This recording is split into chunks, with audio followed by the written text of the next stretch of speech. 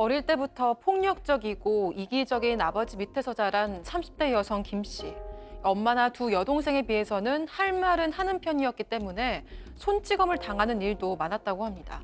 그럼에도 장녀로서 가족들을 위해서 악착같이 돈을 모으고 동생들을 뒷바라지했다고 합니다. 그런데 최근 가족의 끈을 놔버려야겠다 이렇게 결심하게 된 사건이 벌어졌는데요. 이토록 차갑게 마음이 식은 이유는 무엇일까요? 자, 양 변호사님, 설명 좀 해주시죠. 일단 제보자분은 30대 여성 김 씨입니다. 맞벌이하는 부모님 그리고 여동생 둘이 있었다고 하는데요. 부모님이 맞벌이를 하더라도 이게 좀 가정 형편이 좀 여유롭진 않았답니다. 그래서 학교 다닐 때부터 아르바이트 했는데 이분이 또 책임감이 굉장히 강해서 본인 용돈뿐만이 아니라 동생들 학원비, 용돈, 심지어 동생들 치아 교정비까지 본인이 다 대줬다라고 합니다. 동생들은 자신보다는 조금 나은 형편에서 다른 거 걱정하지 않고 공부만 하기를 바랬던 그런 마음이어서 아주 열심히 물심양면으로 지원을 해줬던 겁니다. 야, 세상에 이런 언니가 있네요. 근데 이 심지어 동생들만 이렇게 챙긴 게 아니라 부모님께도 지원을 아낌없이 했습니다. 아버지 차도 바꿔드렸고요. 이사 가는 집의 절반 이상 돈을 보태기도 했습니다. 제보자에 따르면 대학생이 돼서 우리 집이 좀 특이한 거구나라는 생각이 들었다고 합니다. 대학교 들어가서 친구들이랑 이야기를 해보니까 친구들이 아빠가 가방을 사줬다, 차를 사줬다 하는데 정말 딴 세상 얘기 같았다면서 저렇게 사는 친구들도 있구나 싶었던 거죠. 실제로 제보자는 부모님께 용돈을 단 한 번도 받은 적이 없다고 합니다. 오히려 아버지에게서 키워준 값을 내라 이런 이야기를 듣고 자랐다고 합니다. 지금 대구 중구청 홈페이지가 다운이 됐네요. 예.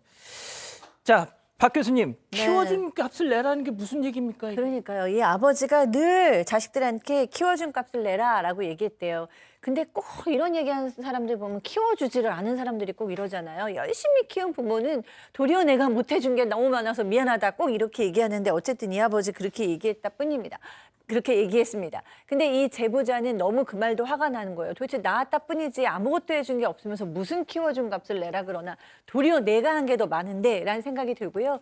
그리고 이제 어렸을 때부터도 엄마나 언니, 동생은 항상 엄마와 여동생은 항상 이 아빠한테 숨죽여 지내서 아무 말도 못하고 가만히 있었는데 예. 본인은 좀 할 말 좀 다 해야 되는 성격이라서 사사건건 아버지한테 이제 대들었고 그럴 때마다 손찌검 당하는 일도 너무 많았다는 거예요. 아이고야. 근데 어머니는 또 그때 그럴 때 맞을 때일수록 그냥 가만히 있었습니다. 그때는 어머니가 불쌍했지만 지금 생각해 보면 엄마 역시 학대 방관자였다라는 생각이 든다고 합니다.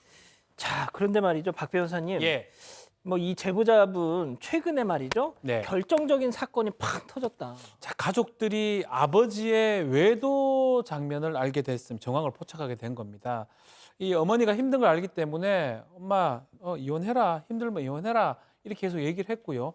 이런 상황이기 때문에 예전에는 자식 보고 참았다고 하지만 이번에는 엄마 이혼 안 하면 엄마 절대 안 보겠다, 제보자가 예. 그렇게 얘기를 했고요. 엄마도 역시 그래 이혼할게 라고 얘기를 했는데 며칠 뒤에 엄마가 아빠랑 별거 하기로 했다 이렇게 통보를 했다고 합니다. 에? 이혼이 아니고요.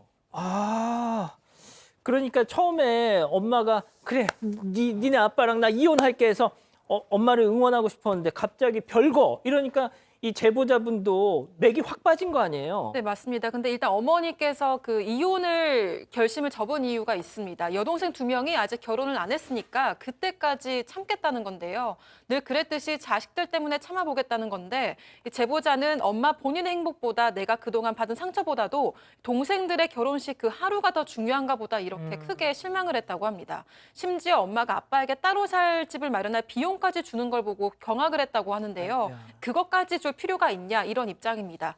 그래서 제보자는 이젠 부모님 이혼 여부에는 관심이 없다. 당사자가 괜찮다는데 옆에서 아무리 뭐라고 하는데 듣지도 않으니 관심을 끄겠다면서 다만 앞으로 아무것도 기대하지도 요구하지도 말라 이런 상태에 이른 겁니다. 자, 양 변호사님, 이 제보자께서는 인연을 끊겠다 이게 그냥 말로만이 아니라 진짜 엄마도 이제 꼴 보기 싫다는 거예요. 법적으로 이게 안 되냐 그러시는데.